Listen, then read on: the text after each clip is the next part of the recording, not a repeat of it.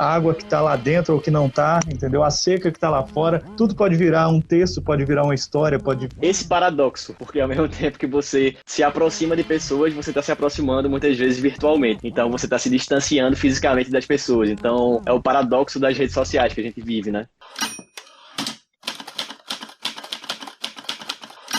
Olá, tudo bem? Esse é o Live com o Autor. Estou no ar com mais edição. Eu me chamo Raik Tavares.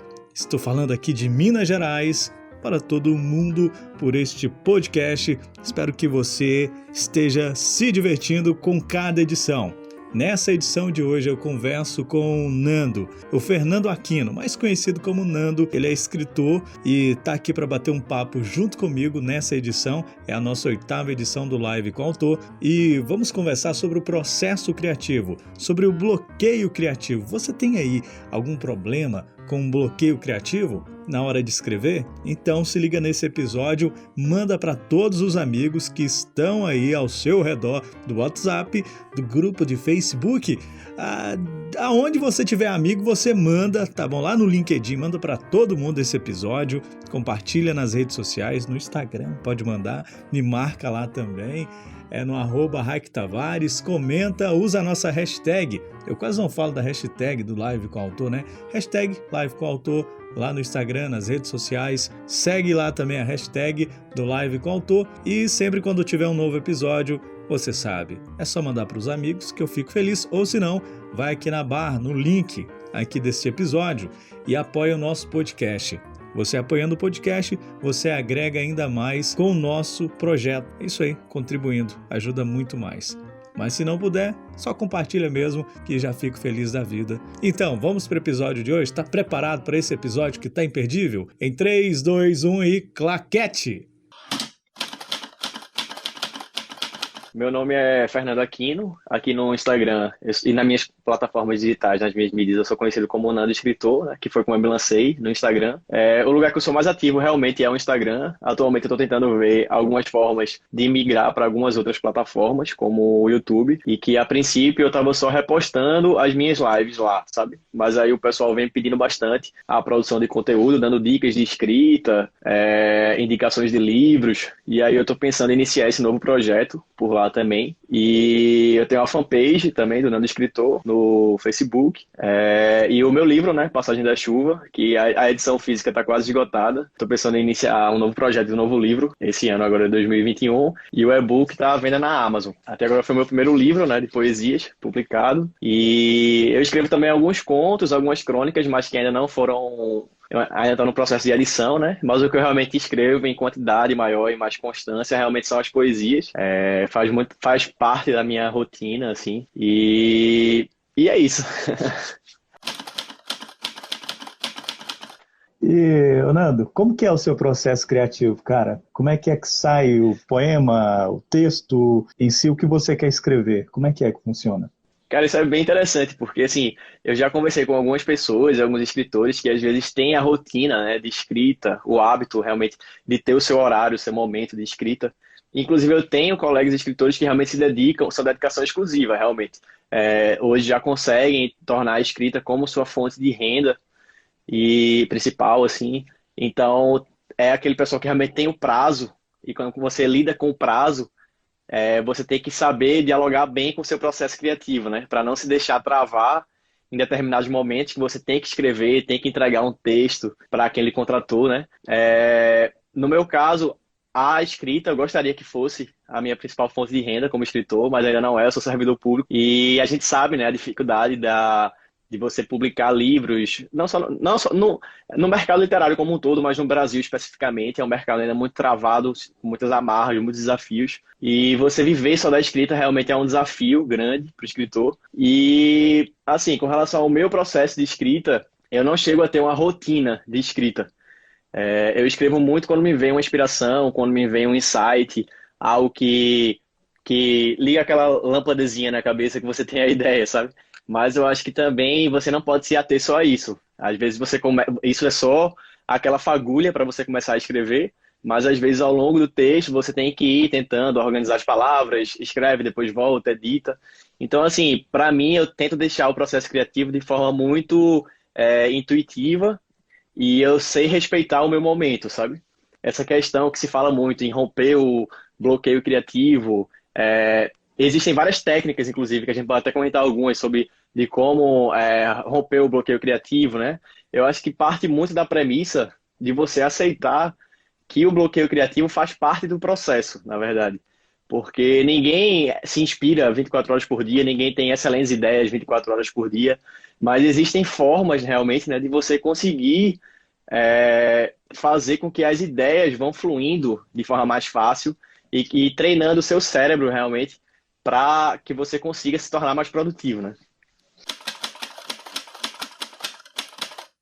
Nessa separação entre o trabalho e o trabalho como servidor público e a escrita, você leva assim, esse momento de bloqueio como uma frustração gigantesca ou você consegue falar, não, aqui eu vou relaxar, vou ir para um lugar como o que você está agora, né, e vou tentar olhar por outra ótica? Assim, eu não vejo como um grande problema a questão do bloqueio criativo. Eu vejo como parte do processo, sabe? Porque, como eu falei, você não está sempre inspirado, mas você tem que aproveitar os momentos de inspiração. Então, assim, inclusive até o meu trabalho, que é um trabalho mais técnico, como servidor público, eu acho que termina me estimulando, me facilitando, às vezes, de conseguir escrever um texto de arte de poesia. Porque, na verdade, se você parar para analisar, o cérebro, ele trabalha. Tem até um livro, Rápido e Devagar, que ele fala dessa forma, né? Tem um lado mais racional do cérebro e tem outro lado que é o mais emocional, mais emotivo. Então, a ideia é você estar sempre estimulando os dois lados. E quando você estimula um, você tende a puxar o estímulo para o outro. Porque é aquela questão da dispersão e da concentração, né? Por exemplo, às vezes, por eu estar fazendo um trabalho técnico, eu termino relaxando um pouco e conseguindo ter insights para a área artística, sabe? E vice-versa, porque o cérebro está sempre se dialogando internamente, né? Então, para mim, eu acho que no final das contas termina ajudando também. Mas é claro que o bloqueio criativo faz parte não só da área artística, mas como qualquer meio que você produz algo, que você tenta criar algo no seu trabalho, inclusive na própria área técnica. Então, eu tento não enxergar como um bicho-papão, sabe? Eu tento enxergar como faz parte do processo mesmo. Eu acho que se eu pudesse fazer uma analogia, seria, por exemplo, uma criancinha que quando está no quarto para dormir, com a luz apagada, vê o reflexo do guarda-roupa na parede. Aí imagina um monstro gigante que vai atormentar ela a noite toda e tudo mais, mas quando na verdade aquilo ali é simplesmente o reflexo do guarda-roupa dela. Então eu acho que isso poderia ser o bloqueio criativo. Seria um simples reflexo do guarda-roupa que está ali, mas que se você der uma força muito grande para aquilo, se transforma nesse bicho-papão, né? Então eu acho que talvez fosse um pouco disso, sabe? A maioria dos escritores, eles gostam muito de romantizar essa coisa deixar romântico, né? Essa coisa do bloqueio criativo. Quais as melhores formas para a gente vencer, cara, na sua opinião? Enfrentar ele assim de frente mesmo, sabe? Tirar mesmo, igual, tô com a ideia no papel, mas essa ideia, ela tá lá, eu sei, mas parece que tem algo que não me deixa ir para frente, que não me deixa andar. Como que eu posso vencer isso, na sua opinião? Bom, assim, existem várias técnicas, né, para você romper o bloqueio criativo. Inclusive, tem muita gente que produz conteúdo sobre isso. Tem uma pessoa que eu gosto bastante, que vai muito nessa linha, que é o Murilo Gun, né? Ele está lançando novos cursos sobre reaprendizagem criativa, sobre esse processo de criação, de autoconhecimento, de você retornar à sua criança, né, e explorar melhor a sua criatividade. Mas se eu fosse dizer, eu acho que seria, por exemplo, você tentar não ser multitarefas, que isso é uma coisa que a gente tende a ser muito no dia a dia, porque você termina procrastinando atividades que seriam mais essenciais para você, e você termina criando barreiras, às vezes, que fecham o seu campo de visão para aquela sua produção que você queria fazer. Então, isso poderia ser uma barreira, né, que impediria o seu processo criativo. Por exemplo, se a gente fosse imaginar, você quer montar um boneco de Lego e você tem um saquinho cheio de peças de Lego. Mas, às vezes, você tem que sair catando as peças que você quer No seu caso, você escreve contos, né? Para os contos, você tem assim um método para escrever os contos? Bom, como são textos normalmente um pouco mais longos, né, que a poesia, o meu processo de início é muito parecido, é muito semelhante ao da poesia. Quando me vem determinada inspiração, determinado assunto que eu quero escrever sobre, eu dou início ao texto. Normalmente as poesias, como são textos mais curtos, geralmente me vem o insight da poesia inteira. Eu só faço organizações depois textuais, de palavras, sabe? Ortográficas. Já nos contos, não. Eu demoro um pouco mais. Às vezes eu preciso voltar nele depois. Às vezes eu paro um pouco na metade e mais pra frente eu retomo ele, sabe? É, Mas assim, eu acho que tem muito também de quem escreve textos mais longos, de você não esperar só quando vem a inspiração, né? Você tem que realmente concluir o texto. Então, muitas vezes, o próprio ato de você tentar ali forçar um pouco a escrita vai retomando as ideias, vai retomando a sua própria criatividade, né? Para terminar e finalizar o texto.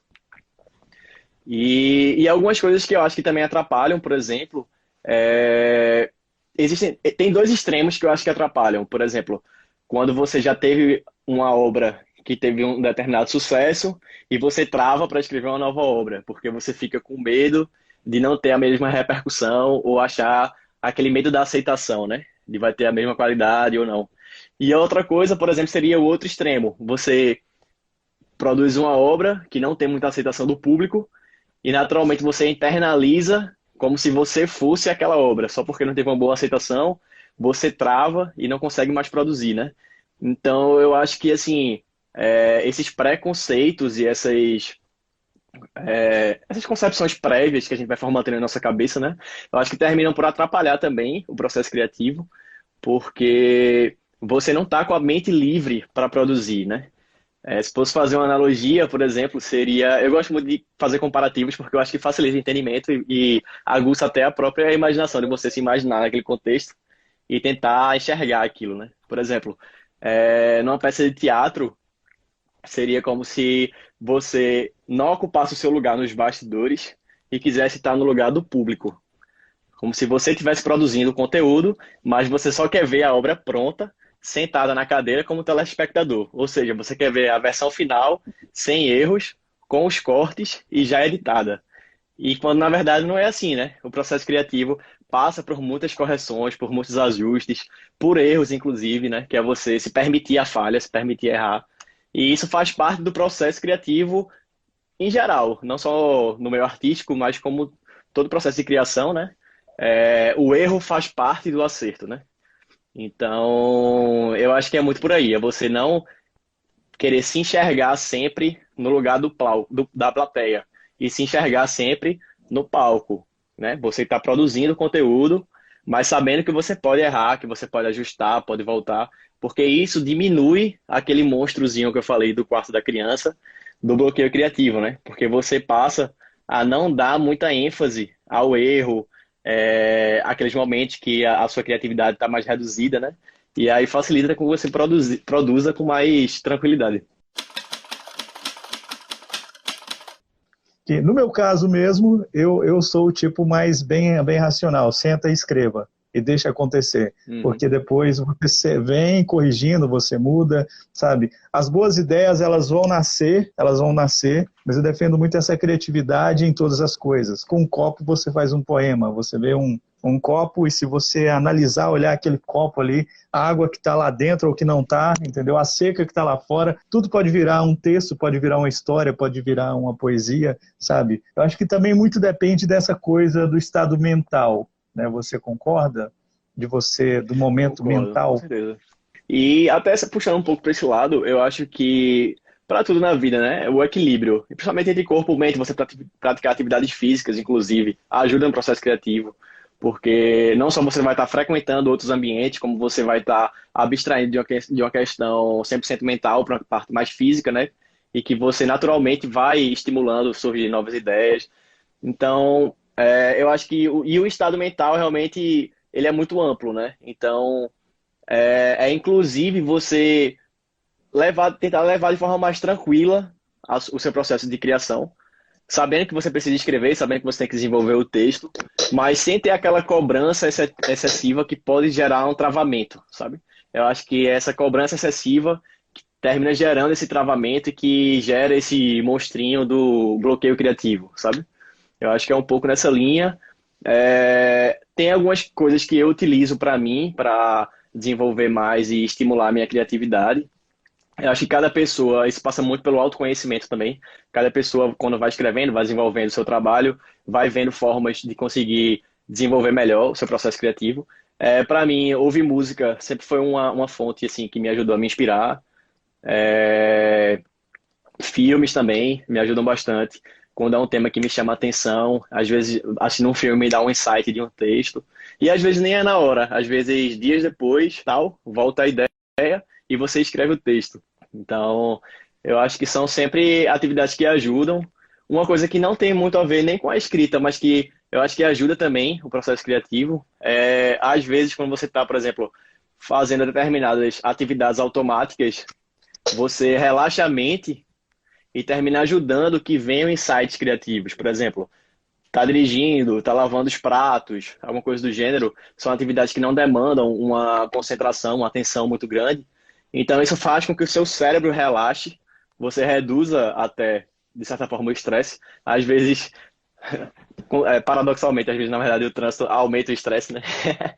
Mas eu acho que atividades de rotina que você faz sem muita concentração, eu acho que terminam ajudando no processo criativo, porque ajuda nesse processo de relaxamento, sabe?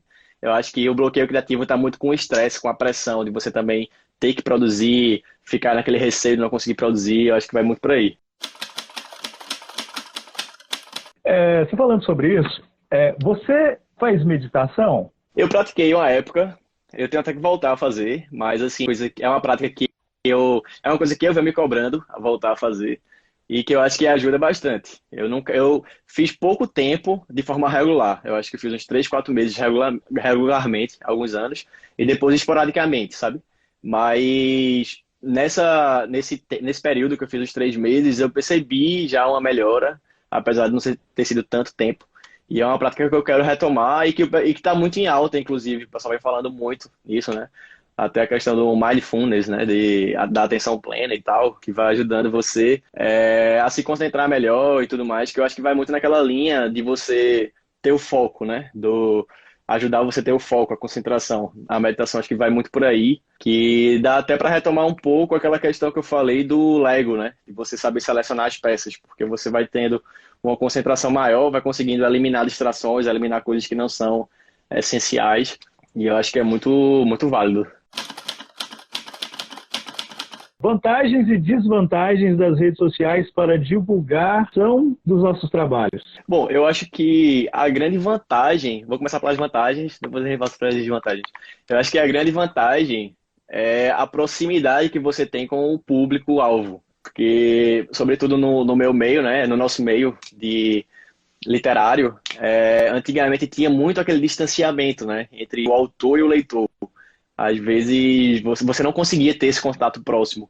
E eu acho que as redes sociais veio para transformar esse cenário, veio para realmente mudar isso, mudar a forma de você interagir com seus leitores. Hoje é uma relação muito mais próxima. Inclusive, eu tenho vários leitores que eu tenho uma relação de carinho mesmo, que me dão um bom dia, que falam comigo, me desejam um bom fim de semana, perguntam como foi o dia e tudo mais.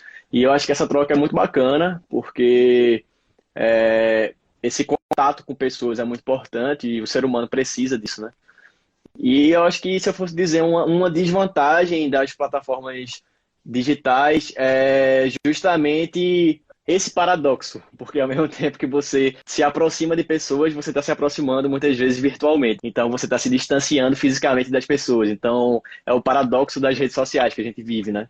E que é uma coisa que faz falta, é até uma coisa que eu estou querendo lançar uns projetos nesse sentido, começar a fazer eventos presenciais, como workshops e encontros literários, coisas do gênero, para você conseguir ação entre autor e leitor de forma mais próxima, com conexão maior, não que não tenha nas plataformas, né? Mas que é a única coisa assim que eu vejo que as plataformas não conseguiriam suprir, esse contato humano, né? Eu queria pedir para você uma indicação de um filme, de um livro, de uma série. Antes de deixar as indicações, eu acho que quanto mais formas você tiver de ampliar o seu processo criativo, é melhor, né? Então, assim, se passa não só por filmes, por livros, como também você vê, inclusive, noticiários, jornais, porque você vai estar vendo coisas do cotidiano que vão estimular e aguçar o seu processo criativo, né? Então, acho que o máximo de estímulos que você puder ter são bons. Mas, vamos lá, de livros. Vamos começar por livros.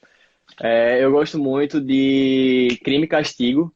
É uma obra russa, bem interessante, que o personagem principal é Raskolnikov, assim, é um clima meio de investigação, assim, uma trama psicológica do escritor Fyodor Dostoiévski. E que eu acho bem bacana, foge um pouco do meu nicho de poesia, mas que ele envolve numa trama de um crime, assim, e você aguça, você imagina. Um outro texto que eu gosto bastante é A Rosa do Povo, de Drummond, que foi um livro que ele escreveu no contexto da Segunda Guerra Mundial, no pós-Segunda Guerra Mundial, se não me engano, e que ele estava muito envolto naqueles sentimentos de guerra e tudo mais. Então, você, apesar de ser um livro muito atual ainda, inclusive nesse momento que a gente vive, você consegue sentir a carga emocional dele, assim, sabe? Vamos lá, filmes, né? Filmes, eu gosto muito de filme de guerra. Acho que a lista de Schindler é muito bom. E você tem o contexto que você olha também da Segunda Guerra ali, né? Naquela questão industrial e tudo mais, do momento de baixa, né? Acho que vou deixar essas indicações.